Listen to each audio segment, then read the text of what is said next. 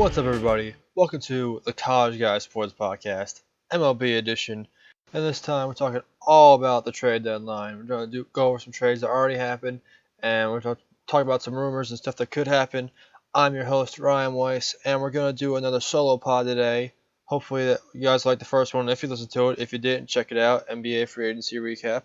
But this one is now the MLB Recap, and like I said, solo pod, all me by myself. Hopefully you like it. Let me know if you do. The MLB Trade Deadline is upon us. This year it's August 1st and started normally on July 31st because July 31st this year is a Sunday. People don't like to work on Sundays unless you're a football player, I guess. But yeah, so it got moved to Monday, August 1st at 4 p.m. Same time, just different day. A couple big trades have already happened, but like always, most deals happen on deadline day. A lot of the big trades happen at the last minute, at the final hour. I mean, you guys remember last year the craziness with Carlos Gomez and the Mets, even though that wasn't technically at the trade deadline, that was the night before. But still, there's always craziness every year. You even get some reports that the trade that happened at the deadline, but we don't learn of it until like 4:35. It's always fun, one of the fun days of the year. But right now, let's start off with some trades that already happened. And the biggest trade that happened so far is the Yankees sending Aroldis Chapman to the Cubs for major leaguer relief pitcher, right-hander Adam Warren. And then the big pieces in this trade are Billy McKinney, outfielder, and Gleyber Torres, shortstop, and Rashad Crawford, outfielder. The big catches in this trade, like I said earlier, are Billy McKinney and Gleyber Torres. McKinney was one of the top prospects in the Cubs organization. He's outfielder that the Yankees kind of need because Carlos Beltran's getting up there. He's not going to be there forever. He might be gone now. We'll get to that later. Torres is shortstop, who is all of a sudden ranked number 1 in the Yankee system. He is a top 30 prospect overall, and ever since, that captain dude, Derek Jeter, one of the most overrated players ever to play, but different story. Ever since he left, they've had Didi Gregorius and Starlin Castro trying to play shortstop for them. Castro hasn't been bad, but you got to move forward with the future. Torres could be their guy in the future. He's not far away from getting caught up, so we'll see how that goes.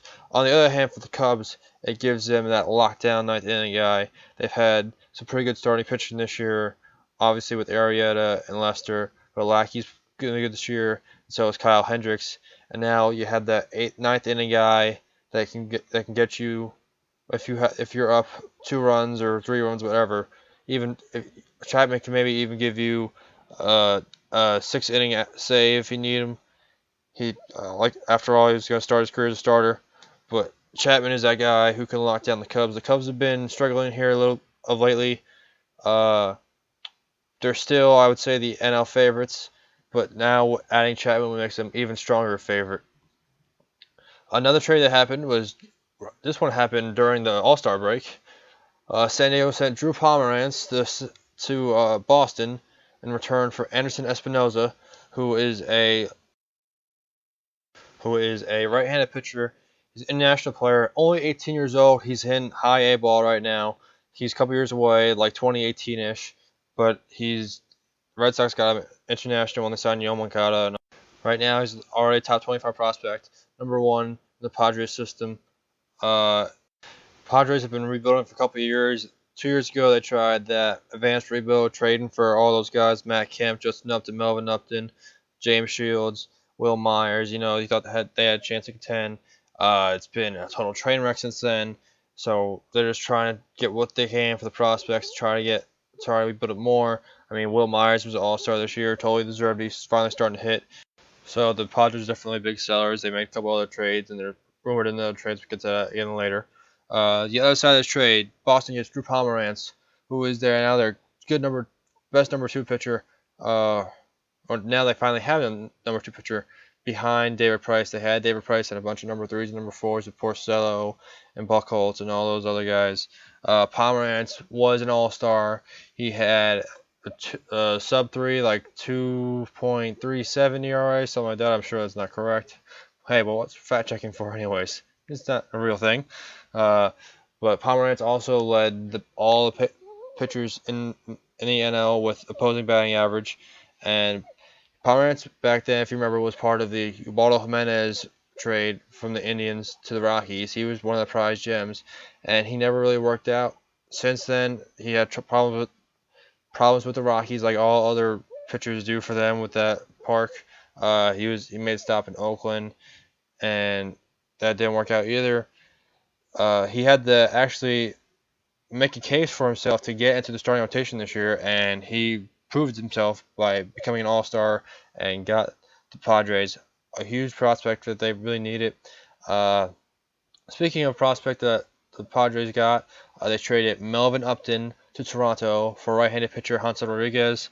Rodriguez is a decent prospect for them. He's in that 15 to 20 range for prospects. He's 19 years old in A-ball right now, and he's far away, like 2019 ETA.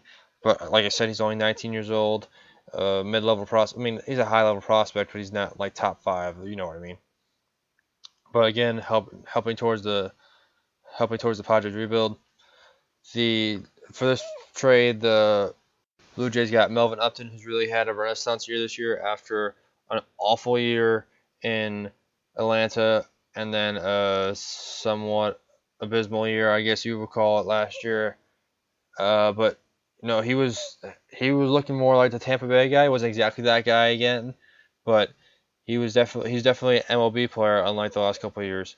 But gives Toronto some help in the outfield that they'll need going in if they're going to make another run at the AL East. Another trade that Toronto made was Drew Storen for Joaquin Benoit with the Mariners. Storen had been struggling, not since his days in Washington, and Benoit is a proven veteran.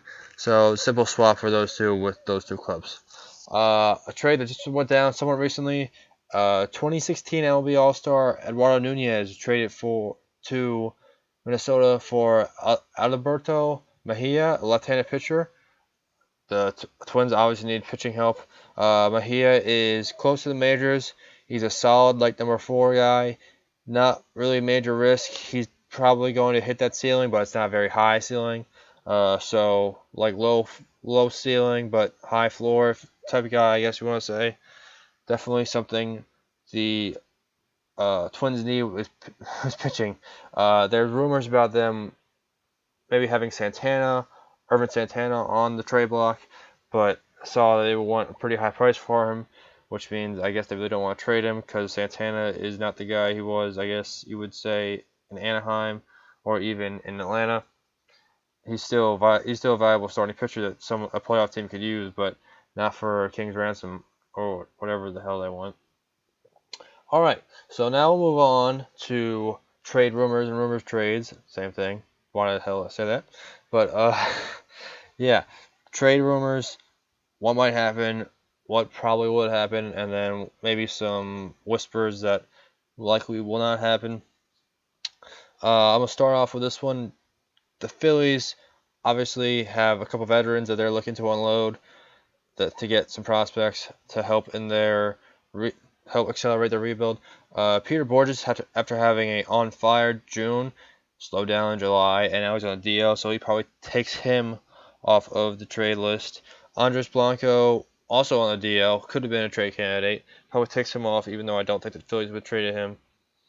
You got guys like Jeremy Hellicksen, who's the big name that they could trade. I think his name is Jeremy Hellicksen is. You also got like Gmar Gomez, who has been linked to the Giants. But like I said, the big name here is Jeremy Hellicksen, and the report came out that the Phillies and Matt Klentak want a top 5 prospect for Jeremy Hellicksen from the team. Now, Helly's been very good this year. He's got a 3.65 ERA and a fielding independent pitching of 4.17. He's got a 1.8 WAR. His last 2 starts against the Marlins have been absolutely like ace level, giving up 1 run in the first start and no runs in the second one. Hellicksen has been really good this year. He started out hot, and they had a little rough patch in the middle there when the Phillies went through their rough spot, but now he's back to being like a number one. He started opening day, and you would think the way he's pitched lately that he deserved to pitch opening day. The big problem here is that the Phillies want a top 5 prospect from the team. Hellicksen is simply not worth that. I mean, there's the teams that are in the market for a starting pitcher. If they're gonna give it that much, they'd look to someone for like Chris Sale or Chris Archer or one of the other Rays pitchers, or even someone like James Shields with his better July he's been having. But yeah, just I do think if the Phillies get offered the right thing, maybe not a top 5 prospect, that they will get rid of Hellicksen because they have Jake Thompson, who they got in the Cole Hamels trade. He looks like he's ready to go into the majors. Mark Appel was having a pretty good year in AAA, but he had to have elbow surgery, got shut down for the year. But Thompson needs to come up to the majors most likely, and trading Hellicksen would be a good way to accomplish that by getting a prospect. Now, I don't think, like I said earlier, I've reiterated enough to make sure you don't forget it. The Phillies are not getting a top 5 prospect for Hellicksen, but I do think that if someone like Boston came at them with like someone like a 8 or 9 prospect, someone who's deep in their system, like Boston, like Luis Alexander Basabe, he's 19 years old, outfielder. He's very raw, but he's got all the tools to play center field and right field. He could be a possible 5-tool player, which makes you think that the Red Sox might not trade him. But like I said, he's raw and he's young. He's got an arm. He can hit for power. He's decently fast, and he's a pretty good fielder. But someone like that, who the Phillies have a bright future, and they have guys like Nick Williams and Aaron Altair and other young guys who they need to see can pan out, and also obviously All-Star Abdul Herrera. So a guy like that who's young and has a very high ceiling but low floor would be a very good prospect for them to take a chance on, because they have other options for them available in case it doesn't work out. And if they were somehow be good by like 2018, 2019, when Basabe is close to being in the majors, they could use him in a package to get a superstar if they were contending by then. But that's just one player out of many. I mean, there's other people who are desperately need pitching, like the Marlins are in the market for some starting pitching, and they wouldn't even need to scout Hellicksen because the past 2 times he's toasted their ass. But the problem is that like the Phillies want a top 5 prospect, and the Marlins aren't deep enough system to offer that for someone who has been up and down their entire career. But you never know. People get desperate and offer up some wild stuff. One of the newer and more surprising trade rumors has been Wade Davis. The Royals are quickly falling out of contention. They're 49-52, about 7 games back of the second wild card. Wade Davis' name is now come up with trade rumors. Davis has been stellar again this year. He's got a 1.6 ERA. He's under team control till 27, and as under next year as well with a 2017 club option. I don't think Davis will get dealt. The Royals are defending world champions. You gotta think they believe they can right the ship and still compete. But the team that they've been linked to of trading is Dodgers.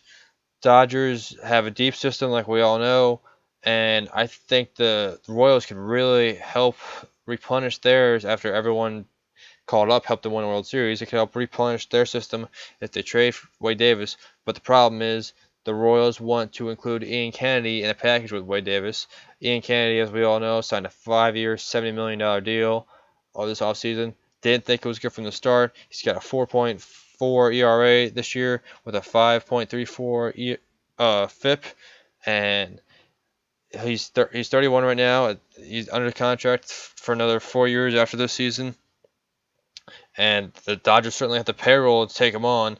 But if you trade Ian Kennedy with Wade Davis, you're not going to get as good a package as you could for just Wade Davis, and you may not get the top prospect haul that you would certainly get for a closer like Wade Davis. This next rumor is more of a well-known one. You got Jonathan Lucroy.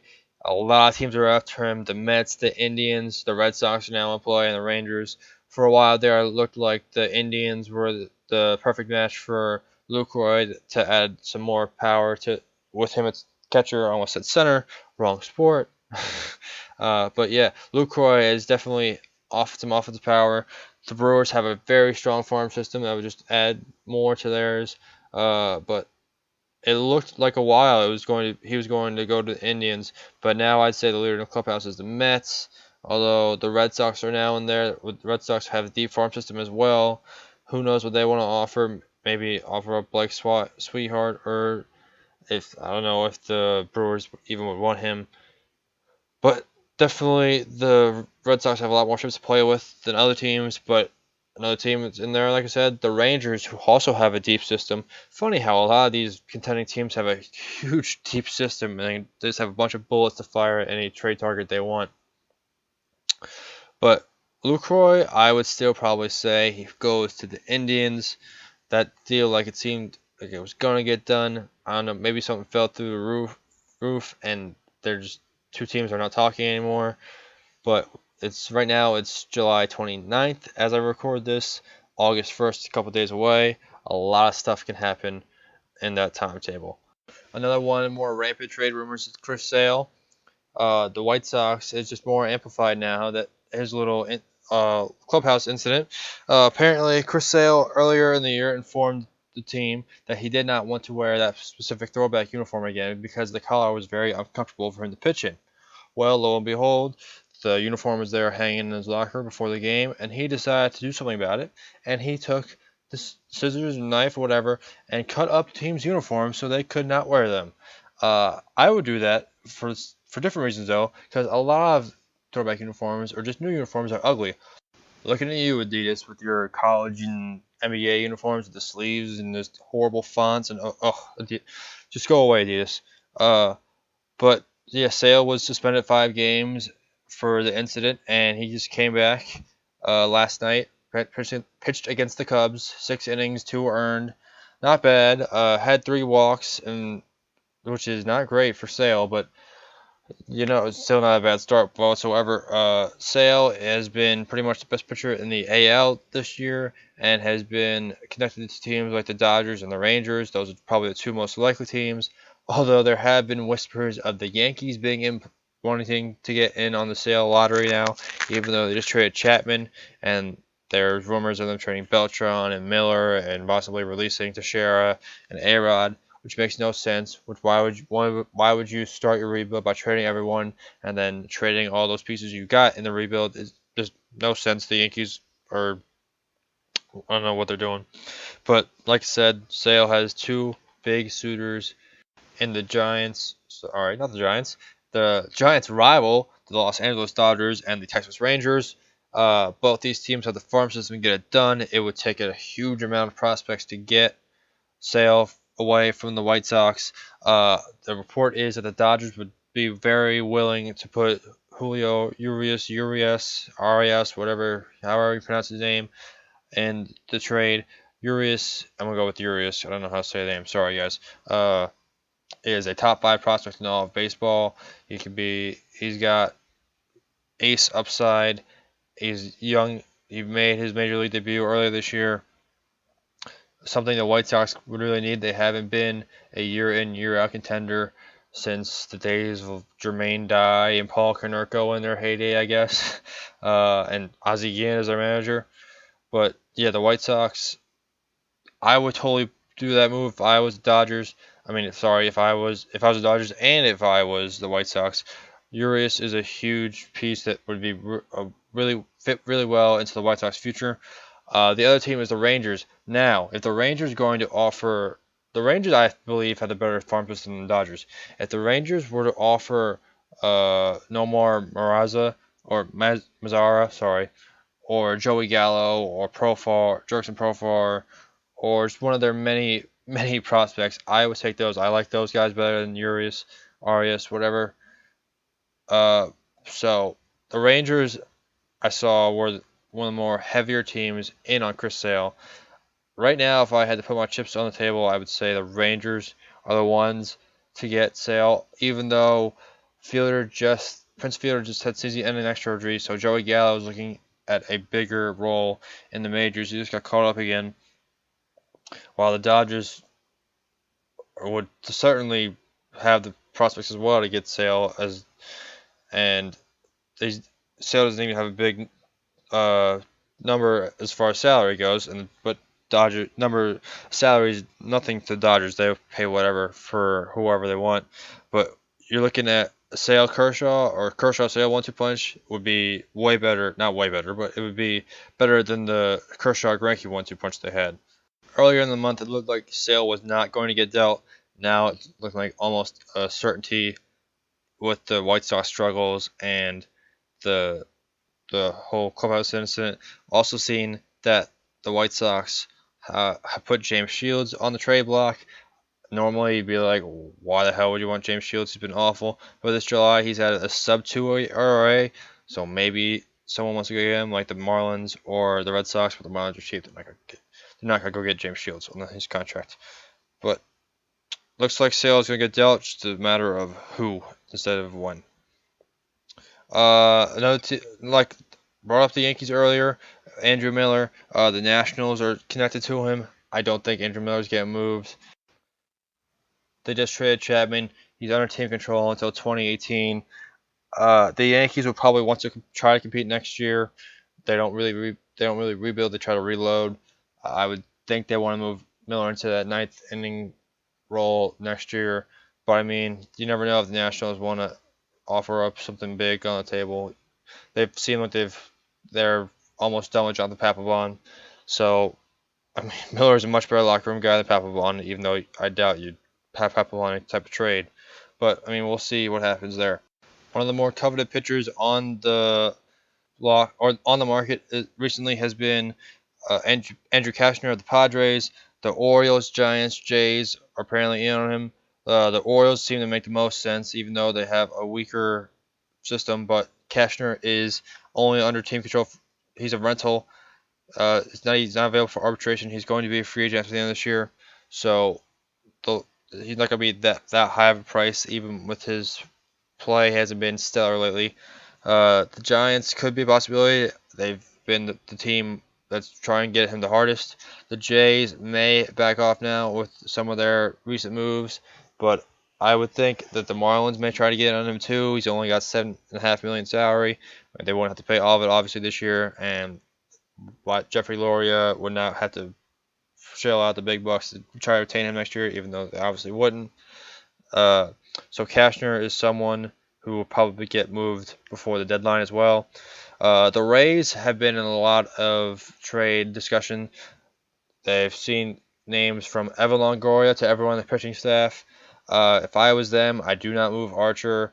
I would listen on Matt Moore. Probably wouldn't trade him. Odorizzi, I always say that name wrong. I would move him. It doesn't seem like the Rays are planning on moving anyone, but the Dodgers were apparently hard on getting Archer. It looked like they might get him. There were also rumors of the Dodgers trying to get Longoria, but as of this moment, it looks like the Rays are going to stand pat.